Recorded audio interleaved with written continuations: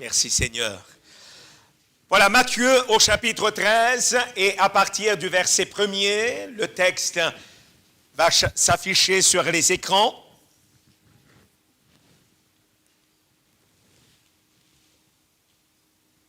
Nous lisons à partir du verset 1er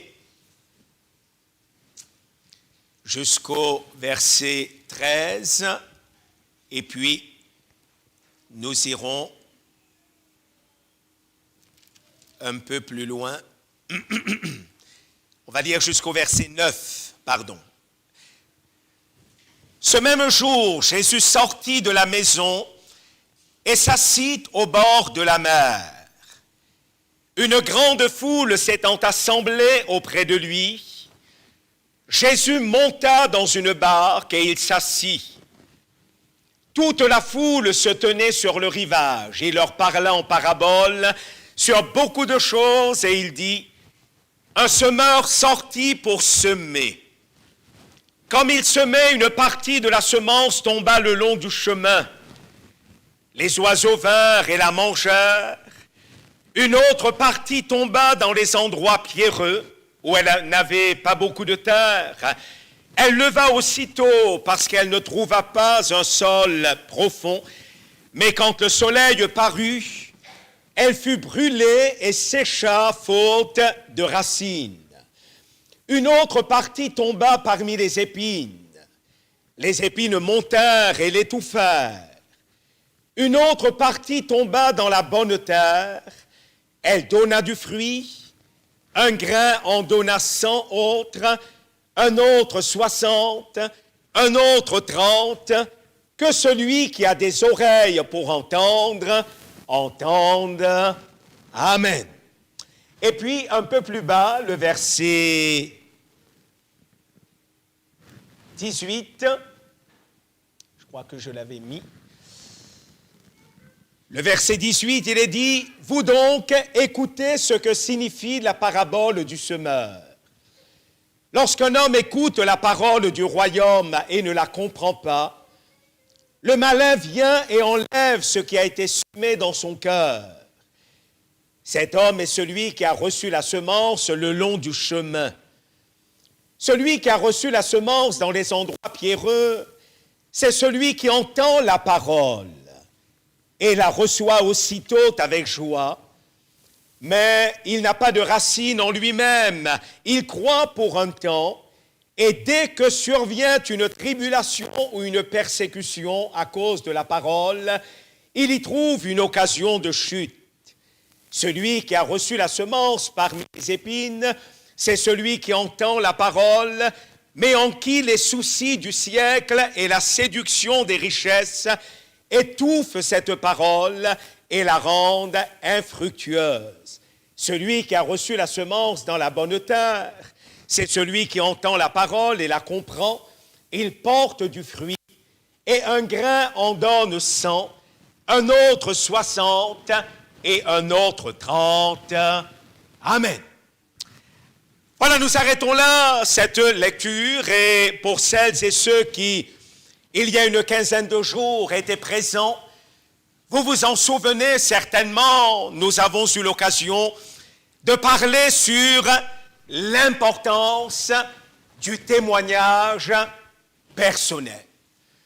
Nous avons dit que si le témoignage personnel est important, c'est parce que de notre témoignage va dépendre la pérennité de l'Évangile. Et puis nous avons dit que si le témoignage personnel est important, c'est parce qu'il revêt aussi un caractère d'urgence. C'est Jésus qui, dans l'Évangile selon Jean, a pu dire à un moment donné au chapitre 9, « Il faut que je fasse, tandis qu'il est jour, les œuvres de celui qui m'a envoyé. La nuit vient, dira-t-il, où personne ne peut travailler. Pendant que je suis dans le monde, je suis la lumière du monde. » Ailleurs, dans le chapitre 4, soulignant toujours le caractère d'urgence d'annoncer l'Évangile, il va dire au verset 35, « ne dites-vous pas qu'il y a encore 4 mois jusqu'à la moisson? Voici, moi je vous le dis, levez les yeux et regardez les champs qui déjà blanchissent pour la moisson. Et dans l'évangile de Matthieu, Jésus d'ajouter cette recommandation: priez donc le maître de la moisson d'envoyer des ouvriers dans sa moisson. C'est ainsi Paul lui-même, retraçant, voyez-vous, la nécessité pour nous d'annoncer l'évangile. Il va dire dans 1 Corinthiens, le chapitre 9, les versets 16 et 17, « Si j'annonce l'évangile, ce n'est pas pour moi un sujet de gloire, car la nécessité m'en est imposée. Et malheur à moi si je n'annonce pas l'évangile. » Nous avons dit comment, Paul ne voit pas dans le moyen de la prédication quelque chose qui va lui permettre de se mettre en avant. Paul dira, ce n'est pas pour moi un sujet de gloire, mais si j'annonce l'évangile, c'est parce que la nécessité m'en est imposée, et il dira même, malheur à moi si je n'annonce pas ce message. Pour illustrer le caractère urgent, la nécessité urgente de partager la bonne nouvelle autour de nous, nous avons pris justement cette parabole dans Matthieu au chapitre 13, où Jésus va finalement montrer quelle est la bonne disposition de cœur qu'il nous convient d'avoir lorsque nous écoutons la prédication, afin de la recevoir dans de bonnes dispositions. C'est ainsi que Jésus va dire qu'un semeur sortit pour semer, et lorsqu'il va semer, une partie de la semence va tomber le long du chemin. Nous l'avons lu, l'explication, Jésus dira, celui qui reçoit, la parole comme une semence qui tombe le long du chemin, il dira, c'est finalement celui qui entend la prédication et ne la comprend pas. Il ne la comprend pas peut-être parce que, son intelligence est obscurcie. Il ne la comprend pas parce que peut-être aussi le malin, voyez-vous, a jeté comme un voile sur son cœur. Il ne la comprend pas parce que le malin ne veut pas que nous comprenions l'Évangile, de peur qu'en le comprenant, nous nous convertissions et ainsi nous donnions notre vie au Seigneur Jésus. Et puis, Jésus va dire, celui qui entend l'Évangile, ou plutôt qui reçoit l'Évangile comme dans un sol pierreux, il dira, c'est celui qui reçoit l'Évangile au milieu de beaucoup de joie et d'enthousiasme, mais voilà, parce qu'il n'y a pas de racine, il n'y a pas de profondeur. Alors, dès que surgit quelques difficultés, la personne tourne le dos à la foi, abandonne finalement le Seigneur et retourne à sa vie passée. Et puis Jésus dira, une autre partie de la semence va tomber au milieu des épines. Il dira, c'est l'image de celui qui reçoit l'Évangile, mais finalement, en lui, parce qu'il y a les soucis de la vie, et puis la préoccupation pour les richesses de ce monde, voilà que l'Évangile est étouffé. Et ce message ne peut pas s'épanouir pour porter du fruit. Et Jésus de dire, celui qui reçoit l'Évangile dans de la bonne terre, c'est l'homme, la femme, qui entend l'Évangile, et parce que le cœur est bien disposé, alors ce message va, germer, va porter du fruit, un grain va en donner 100, un autre 30, et non seulement, ce message va engendrer des fruits, mais Jésus dira dans l'Évangile de Jean, ce sont des fruits qui demeurent jusque dans la vie éternelle. Nous avons dit la fois dernière que, ici dans ce texte, excusez-moi, j'ai la bouche sèche. Nous avons dit que, ici dans ce texte, il est dit au verset 4, un semeur sortit. Et si ce semeur, à un moment donné, a quitté sa maison, il a quitté son confort, il est allé, dans les champs, malgré peut-être un climat pas toujours favorable. C'est parce qu'il a pris conscience d'une simple réalité. Voyez-vous, s'il reste chez lui, les semailles ne vont pas se faire tout seuls. Et puis, s'il n'y a pas de semences, il n'y aura pas de moisson.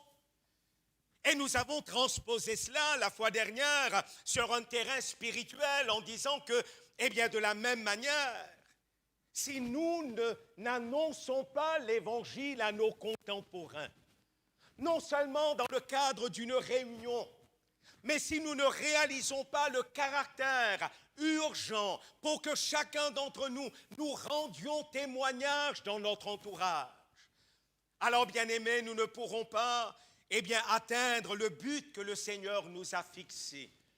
Gagner notre génération à Christ. Amener notre génération à l'obéissance de la foi. Et nous avons dit que ce semeur sorti, quelque part, nous aussi, nous avons besoin de sortir, de peut-être notre timidité. Nous avons souligné comment ce qui quelquefois paralyse l'enfant de Dieu et l'empêche de rendre témoignage, c'est la honte du qu'en dira-t-on.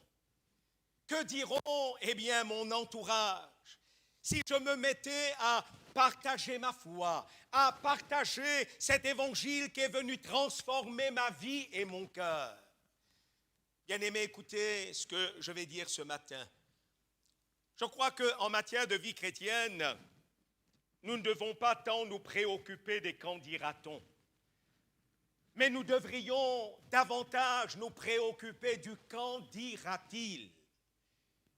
Que dirait le Seigneur si après avoir goûté à sa grâce, si après avoir expérimenté l'amour de Dieu, après, avoir connu ce transfert, je suis passé de la mort à la vie, des ténèbres à la lumière, que dirait le Seigneur si je gardais secrètement pour moi, ce message libérateur, cette bonne nouvelle qui est capable de transformer d'autres vies, d'autres cœurs autour de moi.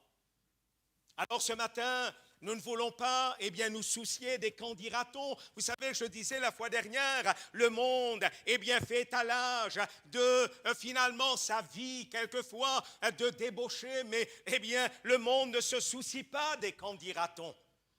Paul, avec raison, va dire, je n'ai point honte de l'évangile, c'est la puissance de Dieu pour le salut de quiconque croit.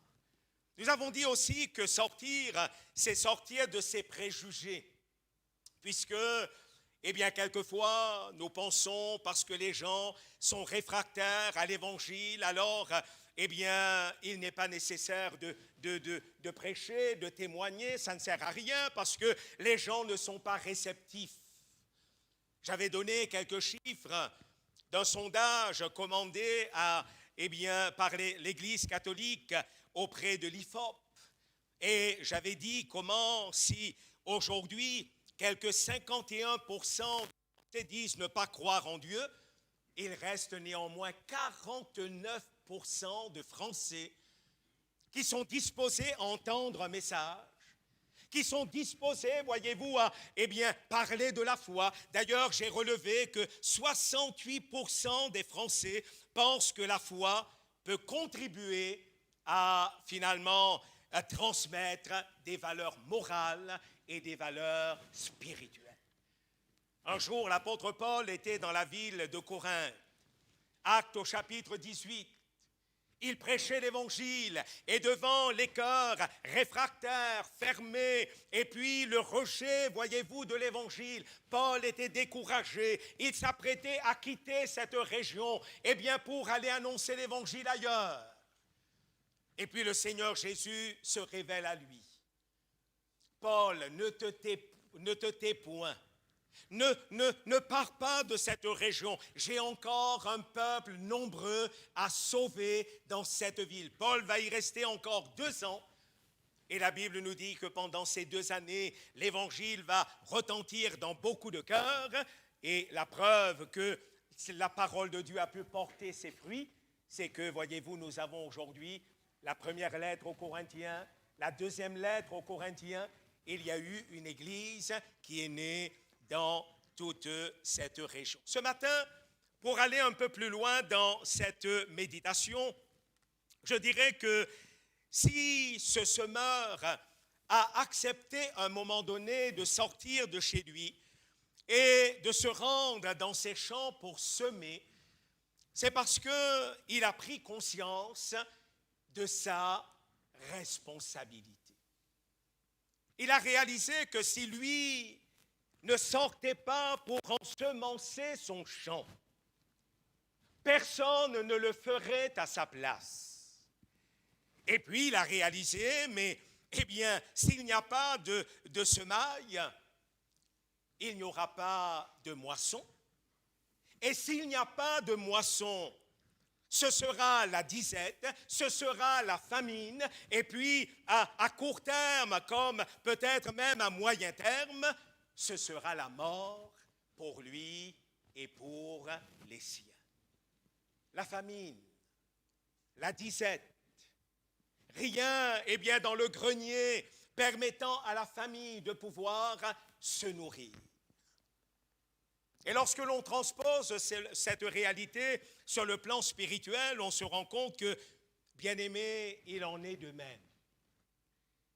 Rappelez-vous ce que j'avais dit la fois dernière.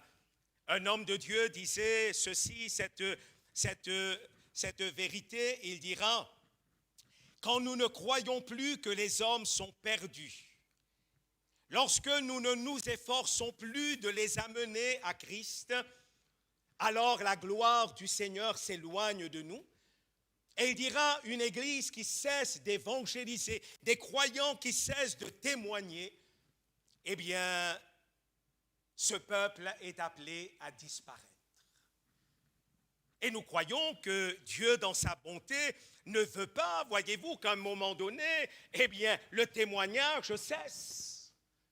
Au contraire, eh bien, l'apôtre Paul, écrivant dans sa lettre à Timothée, peut-être qu'on peut afficher le texte, je l'ai mis sur l'ordinateur, 1 Timothée au chapitre 2 et le verset 1er, l'apôtre va dire « J'exhorte donc avant toute chose à faire des prières, des supplications, des requêtes, des actions de grâce, pour tous les hommes, pour les rois et pour tous ceux qui sont élevés en dignité, afin tout d'abord que nous menions une vie paisible et tranquille, en toute piété et honnêteté.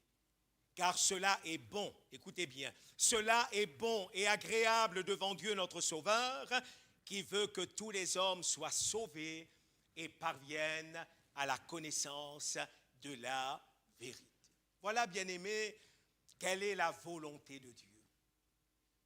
La volonté de Dieu, ce n'est pas qu'à un moment donné, le témoignage s'éteigne. La volonté de Dieu, ce n'est pas qu'à un moment donné, eh bien, nous perdions de vue le salut de nos contemporains. Non, le Seigneur dira, je veux que, ou plutôt Paul dira, je veux que tous les hommes prient en tout lieu. Cela est bon et agréable devant Dieu, qui veut que tous les hommes soient sauvés et qu'ils parviennent à la connaissance de la vérité. Finalement, je me rends compte, en transposant ce que cet homme a réalisé sur un plan humain, c'est-à-dire le sens de la responsabilité, si on le transpose sur un plan spirituel, alors nous réalisons nous aussi, mais sans témoignage, il n'y a pas de conversion. Sans témoignage, il n'y a pas de nouvelle naissance. Et Paul, écrivant dans sa lettre aux Romains, il souligne, voyez-vous, cette réalité, peut-être on peut le lire ensemble, il va s'afficher sur les écrans derrière moi, il est dit ceci, Romains au chapitre 10 et le verset 14. Comment donc invoqueront-ils celui en qui ils n'ont pas cru? Et comment croiront-ils en celui dont ils n'ont pas entendu parler? Et comment en entendront-ils parler s'il n'y a personne qui prêche? Et comment y aura-t-il des prédicateurs s'ils ne sont pas envoyés? Selon ce qu'il est écrit, qu'ils sont beaux les pieds de ceux qui annoncent la paix, de ceux qui annoncent de bonnes nouvelles. Mais tous n'ont pas obéi à la bonne nouvelle. Aussi Ésaïe dit-il, Seigneur, qui a cru à notre prédication? Et il est dit, ainsi la foi vient de ce que l'on entend, et ce que l'on entend vient de la parole de Christ. Comment donc invoqueront-ils celui en qui ils n'ont pas cru? Comment croiront-ils en celui dont ils n'ont pas entendu parler? Et comment en entendront-ils parler s'il n'y a personne qui prêche, s'il n'y a personne qui témoigne? Je crois que ce matin, je peux le dire, eh bien, notre privilège est grand. Notre privilège est grand parce que nous aurions pu être, nous aussi, en dehors de la maison de Dieu ce matin. Nous aurions pu être de ceux qui, malheureusement, eh bien, n'ont pas la foi, n'ont pas la connaissance du Dieu vivant et vrai. Mais voilà, il a plu au Seigneur non seulement de se révéler à notre cœur, mais il a plu au Seigneur de disposer notre cœur à recevoir sa parole.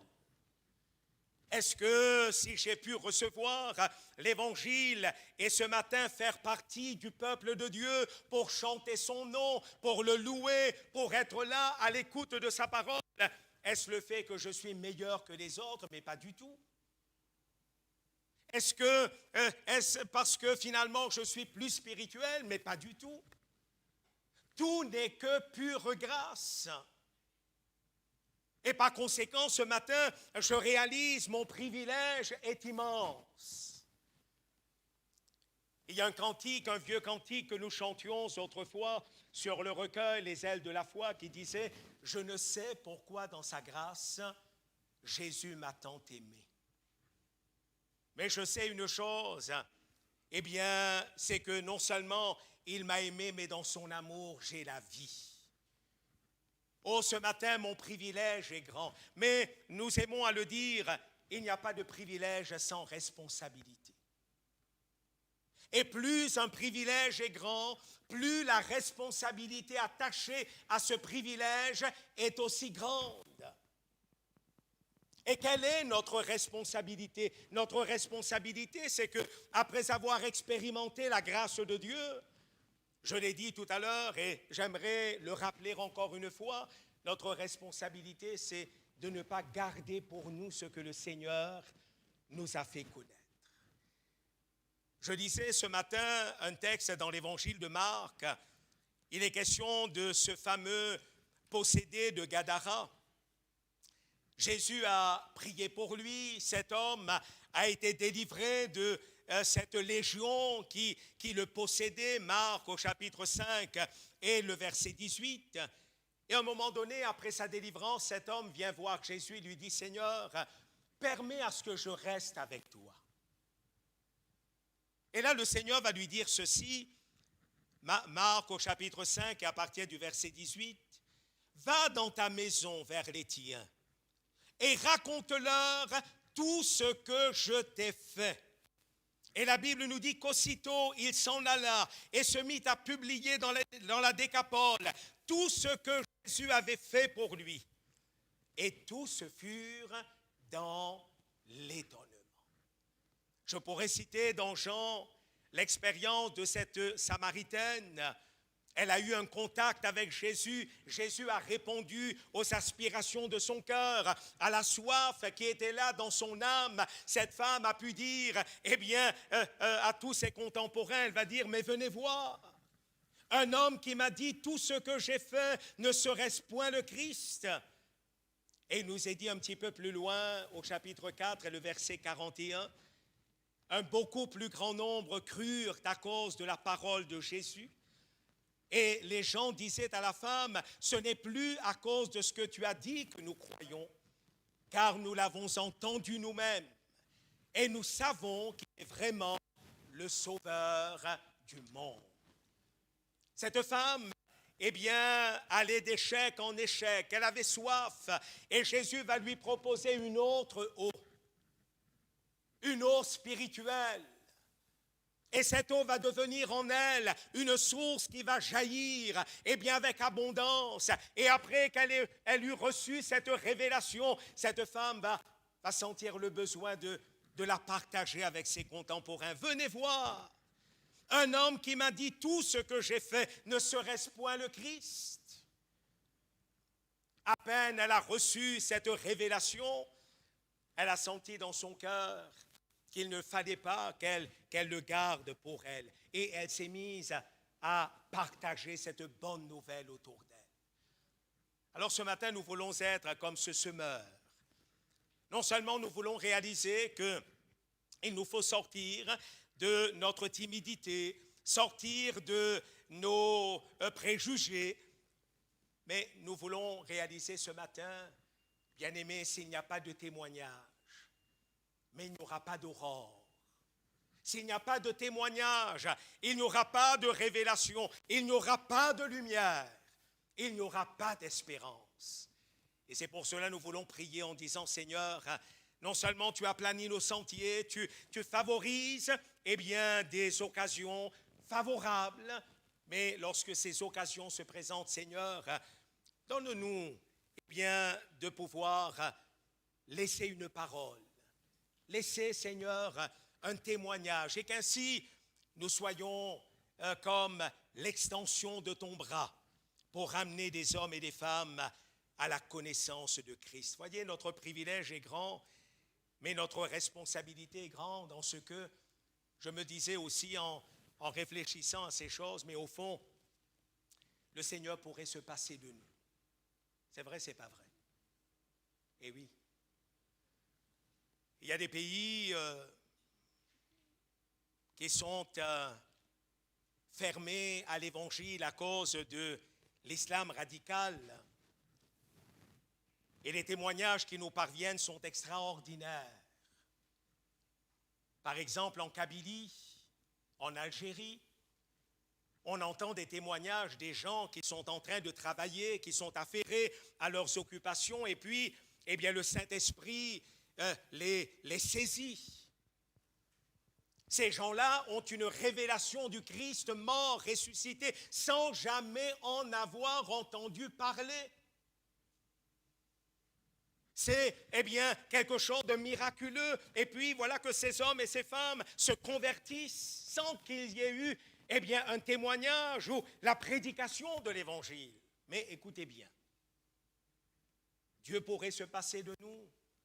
Il pourrait encore aujourd'hui, dans nos sociétés, eh bien, opérer les mêmes miracles.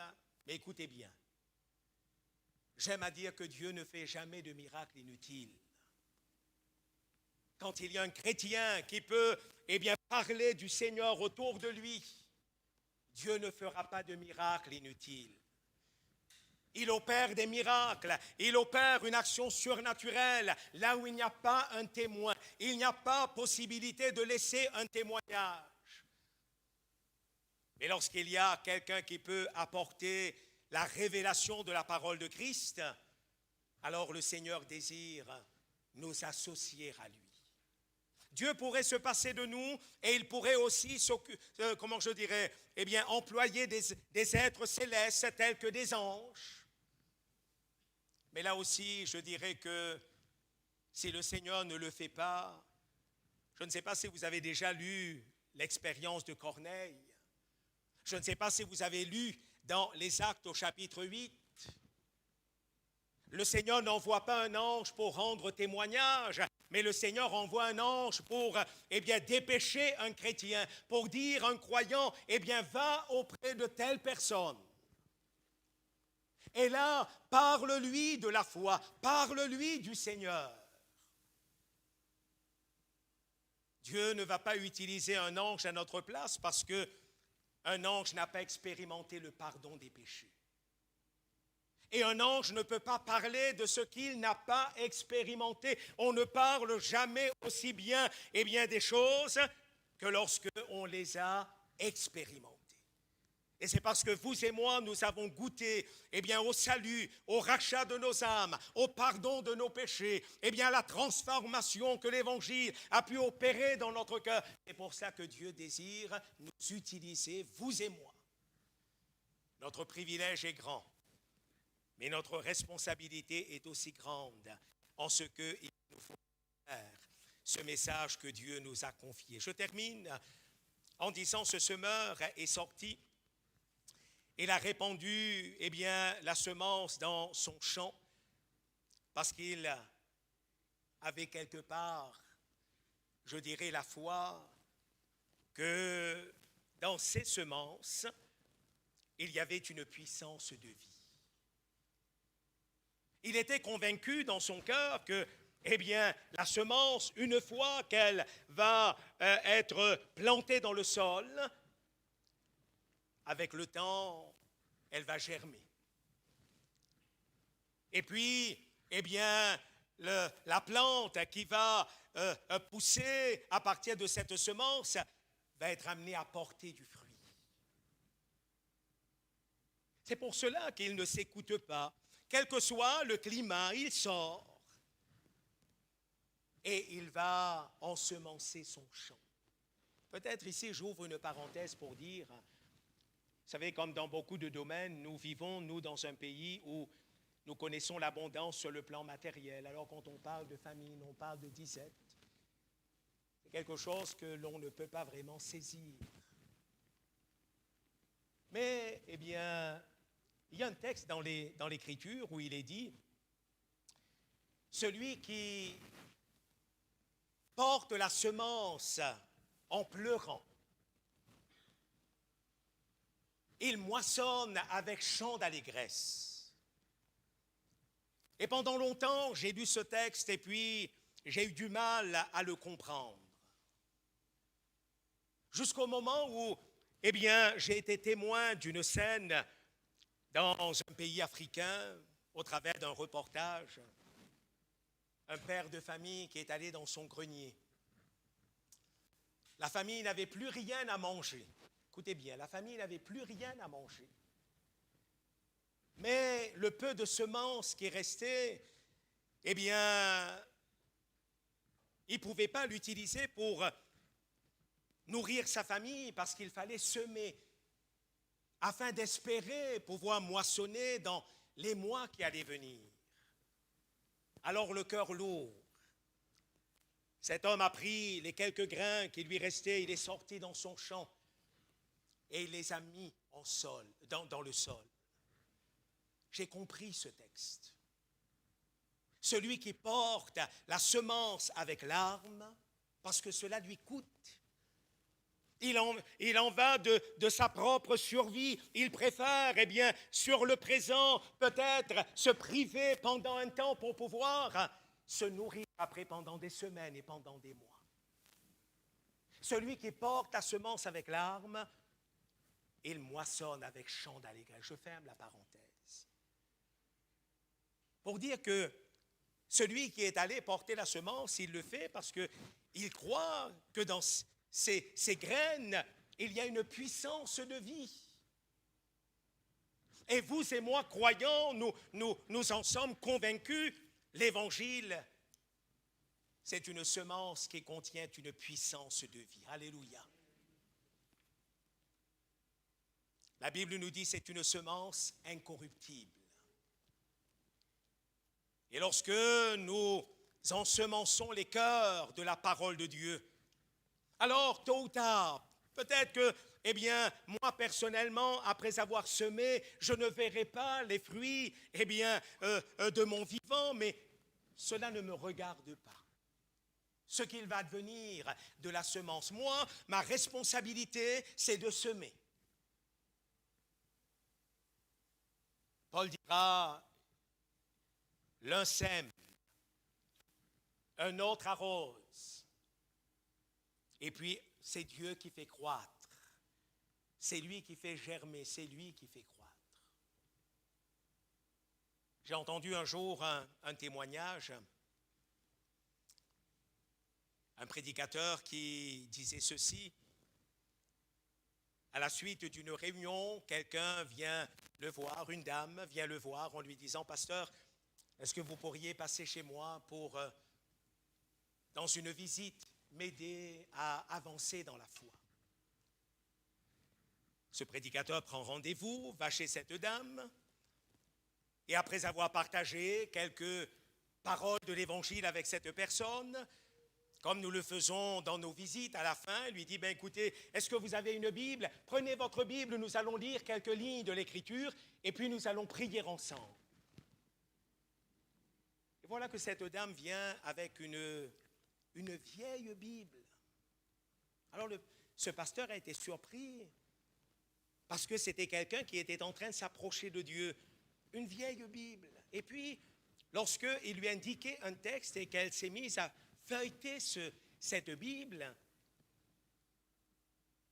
il s'est exclamé en disant, « Mais, madame, je connais cette Bible. » Et cette dame a dit, « Mais c'est étrange parce que c'est quelqu'un qui me l'a offerte. » Et ce pasteur va lui dire, « Mais ne serait-ce pas madame une telle qui vous a offert cette Bible? » Et cette personne a dit, « Oui. » Écoutez son histoire. C'était une femme de ménage. La chrétienne qu'il avait employée était aveugle. Elle ne pouvait plus lire l'Écriture. Et sa femme de ménage, qui venait 2-3 fois par semaine, elle lui disait toujours, avant de commencer pour faire la poussière, les vitres, etc., « Asseyez-vous à côté de moi. Sur l'heure, que vous avez pour faire le ménage, on va prendre un petit quart d'heure. Je ne peux plus lire, je n'ai plus la vue. » Et cette femme de ménage, selon ce que cette chrétienne lui disait, elle lisait un texte. Et chose extraordinaire, c'est que non seulement la chrétienne se faisait du bien, mais cette femme qui ne connaissait pas le Seigneur, pendant qu'elle lisait, elle aussi, elle se faisait du bien. Et cette chrétienne lui a dit, « Le jour où je ne serai plus de ce monde, je n'ai pas grand-chose à laisser en héritage, je vous laisserai ma Bible. » Et cette femme de ménage, au décès de cette chrétienne, elle a récupéré cette Bible, elle s'est mise à la lire chez elle. Et puis, elle a cherché un lieu de réunion, elle est allée à l'église, là où allait cette chrétienne. Et dans cette visite, ce pasteur a reconnu cette Bible. Cette mamie, elle a semé. En disant à cette dame de ménage, « Asseyez-vous, lisez-moi pendant un petit quart d'heure quelques versets de l'Écriture, je ne peux plus le faire, moi. Lisez quelques versets de l'Écriture. » Peut-être qu'elle ne le savait pas, mais elle était en train d'ensemencer un cœur, d'ensemencer une vie. Et des années plus tard, elle ne l'a pas vue, mais la semence a germé. Et la semence a porté ses fruits. Avant de venir à Clermont, nous étions au service de Dieu dans la ville d'Annecy. Et il y a une petite ville en sortant de la Haute-Savoie pour aller en direction de l'Isère, une petite ville qui s'appelle Faverges. Et il y avait là toute une communauté italienne qui s'y était installée, qui avait fui la guerre en son temps, et puis ils s'y étaient installés. Et il y avait parmi ces familles quelqu'un qui s'était converti à Annecy. Puis un jour, il nous appelle en disant, « Mais, pasteur, venez chez moi. J'ai construit une maison et j'ai réservé tout un sous-sol, plus de 50 mètres carrés. J'aimerais que ce lieu devienne un lieu où on annonce l'Évangile. » Nous y sommes allés et puis sur sa demande, on a commencé des réunions. Sa fille s'est convertie et puis une deuxième fille s'est convertie. Ses gendres se sont convertis. Des jeunes, d'autres familles italiennes se sont convertis. Et cet homme m'a raconté son histoire. Il m'a dit, j'ai été muté dans cette ville, je n'habitais pas ici au départ, et il travaillait dans une industrie qui fabriquait des roulements pour des voitures. Et Donc, il a été muté en Haute-Savoie, où il y avait beaucoup d'usines qui fabriquaient des roulements. Il me disait, avant de venir ici, quelqu'un sur la ligne de production était chrétien. Il me rendait témoignage. Semaine après semaine, il me parlait de sa foi. Il me parlait de Christ. Il m'a même laissé une Bible. Et puis, il ne s'est jamais converti. Il n'a même jamais mis les pieds dans une salle évangélique. En arrivant en Haute-Savoie, eh bien, Dieu le cherchait, cet homme. Sur sa ligne de production, il y a eu un autre chrétien qui s'est mis à lui rendre témoignage. Et là, ça a fait tilt. Il a dit, mais j'ai déjà entendu parler de ces choses. Et il est venu à l'église, il s'est converti. Sa femme s'est convertie. Il a ouvert sa maison. Aujourd'hui, là-bas, à Faverges, il y a une église. Plusieurs personnes se réunissent dans son sous-sol. L'évangile est prêché. Des hommes et des femmes sont mis au contact de la parole de Dieu. Bien-aimés, l'évangile, c'est une semence qui contient une puissance de vie. Peut-être que nous avons beaucoup semé, peut-être on a l'impression qu'on n'a pas moissonné jusqu'à présent. L'un sème, l'autre arrose, peut-être quelqu'un d'autre un jour va moissonner. Nous sommes les maillons d'une longue chaîne que Dieu utilise pour attirer des hommes et des femmes à lui. Alors que le Seigneur nous aide, et dans notre entourage, dans nos familles, qu'il nous aide à être ses témoins, à être ses flambeaux, à être ses porteurs de la bonne nouvelle de l'Évangile, et qu'ainsi, eh bien, le nom de Christ soit connu, la bonne nouvelle se répande, et qu'au jour où Christ revienne, il y ait une multitude, eh bien, qui constitue cette Église qu'il va venir chercher et prendre avec lui. Amen. On se recueille, on prie le Seigneur, on va se lever ensemble et on va prier le Seigneur si vous le voulez bien. Peut-être que quelqu'un pourra même le faire en notre nom. Je demanderai à Léandre s'il veut bien prier en notre nom. Nous nous associons à sa prière et puis si rapidement on peut